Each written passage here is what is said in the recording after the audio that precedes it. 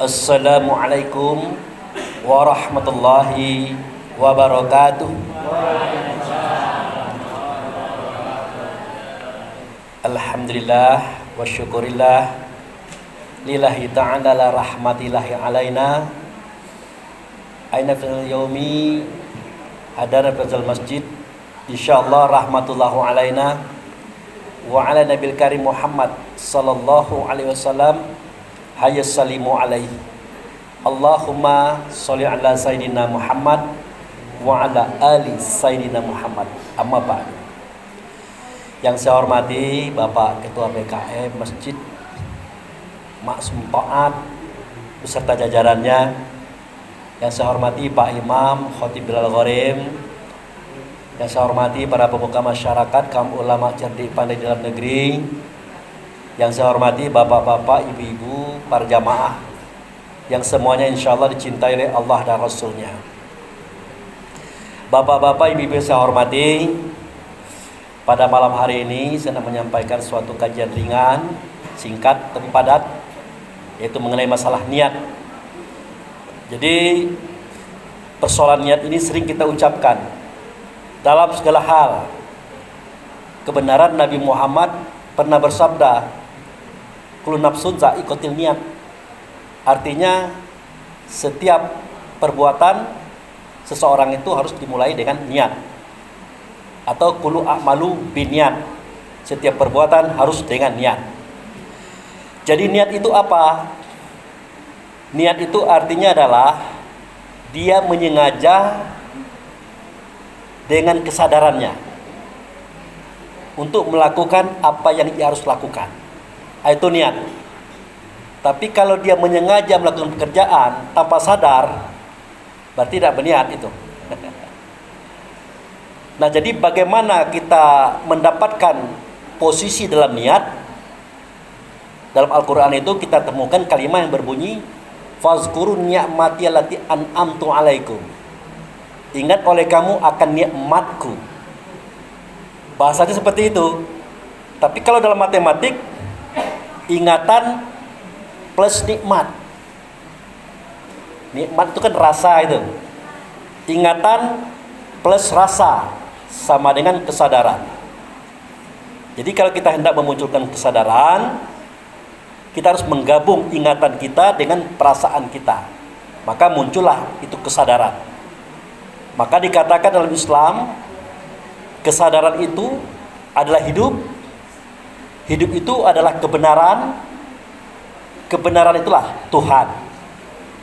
Jadi kalau kita ingin bekerja di hadapan Tuhan, ingin bekerja disaksikan oleh Allah, maka kerjakanlah itu dengan kesadaran. Contoh sholat. Sholat itu tidak bisa kita kerjakan sembarangan. Jadi kita harus sadar, ketika kita berdiri sadar, rukuk sadar, i'tidal sadar, sujud sadar, duduk sadar. Bahkan mengucapkan suara dan kata dalam bacaan kita harus sadar.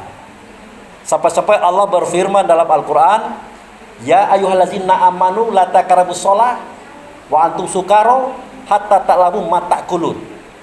Hai orang beriman, kamu jangan mendekati sholat. Artinya jangankan mengerjakan, mendekati aja jangan, kata Allah.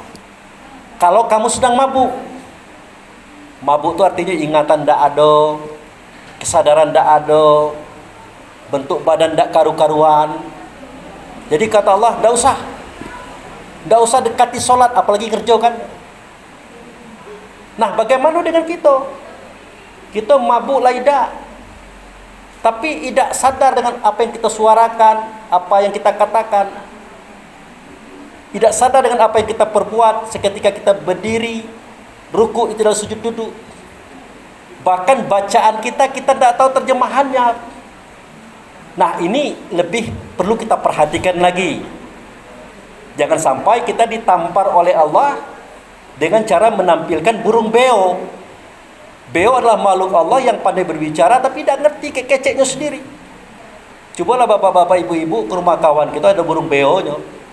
Kita omong, beo bodoh. Akhlak, beo bodoh pula kata dia.